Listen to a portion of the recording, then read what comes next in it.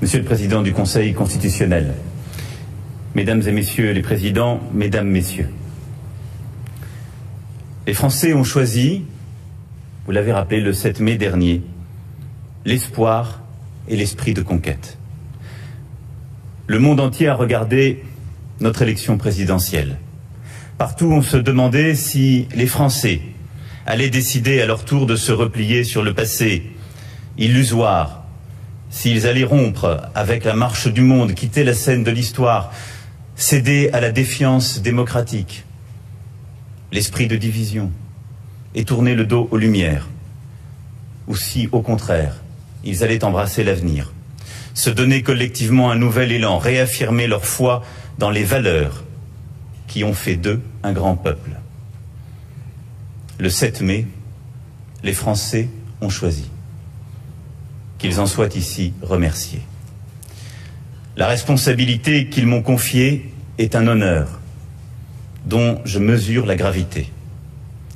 Le monde et l'Europe ont aujourd'hui plus que jamais besoin de la France. Ils ont besoin d'une France forte et sûre de son destin.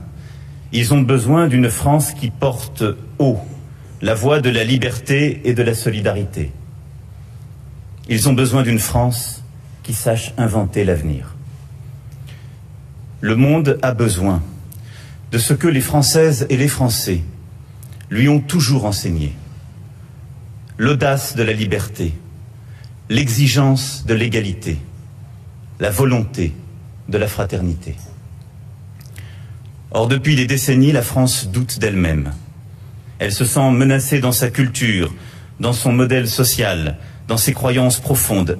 Elle doute de ce qu'il a fait. Voilà pourquoi mon mandat sera guidé par deux exigences. La première sera de rendre aux Français cette confiance en eux, depuis trop longtemps affaiblie. Oh, je vous rassure, je n'ai pas pensé une seule seconde qu'elle se restaurait comme par magie le soir du 7 mai. Ce sera un travail lent, exigeant, mais indispensable.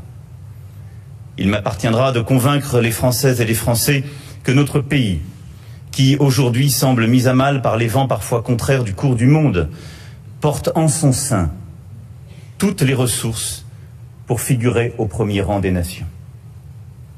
Je convaincrai nos compatriotes que la puissance de la France n'est pas déclinante, mais que nous sommes à l'orée d'une extraordinaire renaissance, parce que nous tenons entre nos mains tous les atouts qui feront et qui font les grandes puissances du XXIe siècle.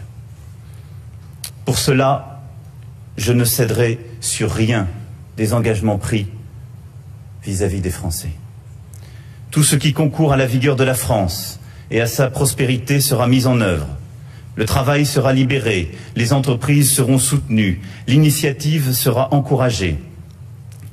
La culture et l'éducation, par lesquelles se construit l'émancipation, la création et l'innovation seront au cœur de mon action.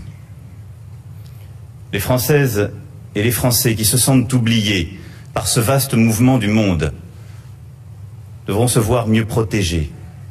Tout ce qui forge notre solidarité nationale sera refondé, réinventé, fortifié.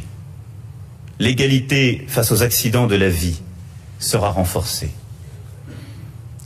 Tout ce qui fait de la France un pays sûr, où l'on peut vivre sans avoir peur, sera amplifié. La laïcité républicaine sera défendue. Nos forces de l'ordre, notre renseignement, nos armées réconfortées. L'Europe dont nous avons besoin sera refondée et relancée car elle nous protège et nous permet de porter dans le monde nos valeurs. Nos institutions, décriées par certains, doivent retrouver aux yeux des Français l'efficacité qui en a garanti la pérennité. Car je crois aux institutions de la Ve République et ferai tout ce qui est en mon pouvoir pour qu'elles fonctionnent selon l'esprit qui les a fait naître. Pour cela, je veillerai à ce que notre pays connaisse un regain de vitalité démocratique. Les citoyens auront voix au chapitre, ils seront écoutés. Dans ce combat, j'aurai besoin de chacun, la responsabilité de toutes les élites, politiques, économiques, sociales, religieuses, de tous les corps constitués de la nation française, sera appelée. Nous ne pouvons plus nous réfugier derrière des usages ou des habitudes parfois hors du temps. Nous devons retrouver le sens profond, la dignité de ce qui aujourd'hui nous rassemble. Agir de manière juste et efficace pour notre peuple. La France n'est forte que si elle est prospère. La France n'est un modèle pour le monde que si elle est exemplaire.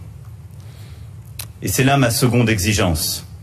Parce que nous aurons rendu aux Français le goût de l'avenir et la fierté de ce qu'ils sont, le monde entier sera attentif à la parole de la France. Parce que nous aurons su dépasser ensemble nos craintes et nos angoisses, nous donnerons ensemble l'exemple d'un peuple sachant affirmer ses valeurs et ses principes, qui sont ceux de la démocratie et de la République. Les efforts de mes prédécesseurs en ce sens ont été remarquables et je veux ici les saluer. Je songe au général de Gaulle, qui œuvra pour redresser la France et lui rendre son rang dans le concert des nations. Je songe à Georges Pompidou, qui fit de notre pays une puissance industrielle majeure. À Valéry Giscard d'Estaing, qui sut faire entrer la France et sa société dans la modernité. À François Mitterrand, qui accompagna la réconciliation du rêve français et du rêve européen.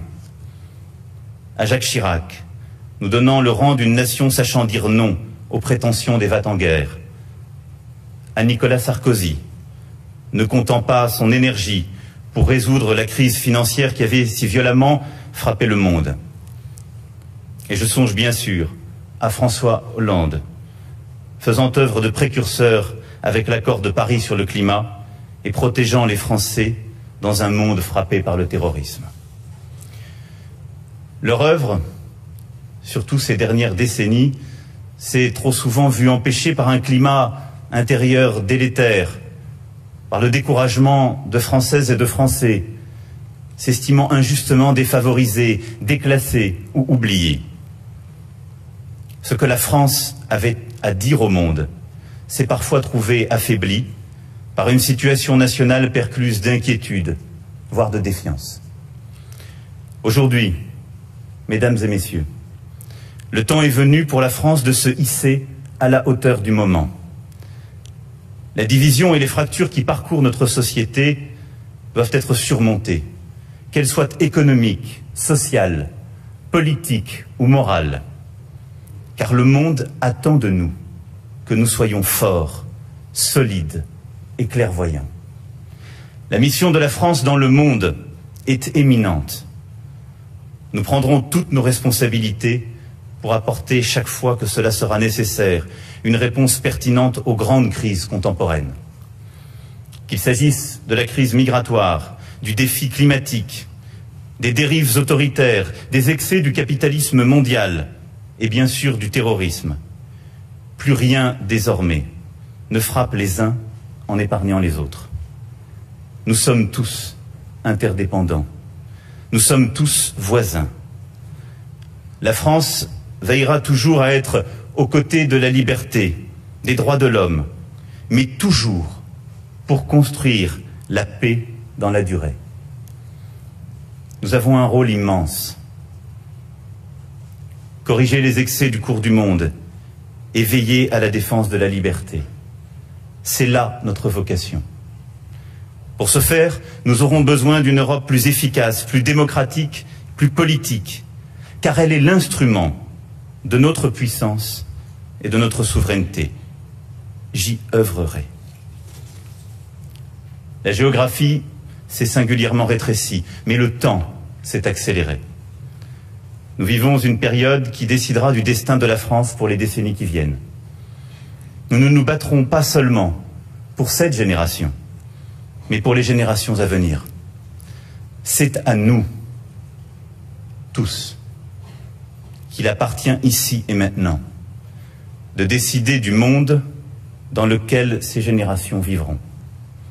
Telle est peut-être notre plus grande responsabilité. Nous avons à construire le monde que notre jeunesse mérite.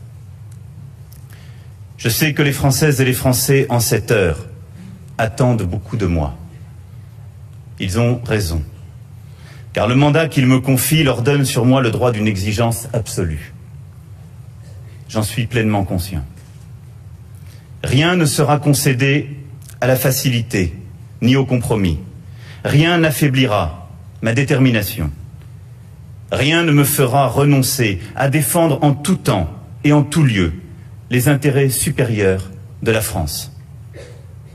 J'aurai, dans le même temps, la volonté constante de réconcilier et rassembler l'ensemble des Français.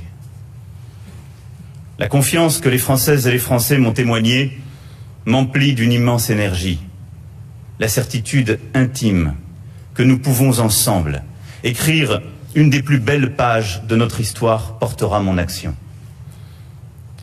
Dans ces instants où tout peut basculer, le peuple français a toujours su trouver l'énergie, le discernement, l'esprit de concorde pour construire le changement profond. Nous en sommes là. C'est pour cette mission qu'humblement je servirai notre peuple. Je sais pouvoir compter sur tous nos compatriotes pour mener à bien la tâche considérable et exaltante qui nous attend. En ce qui me concerne, dès ce soir, je serai au travail. Vive la République, vive la France.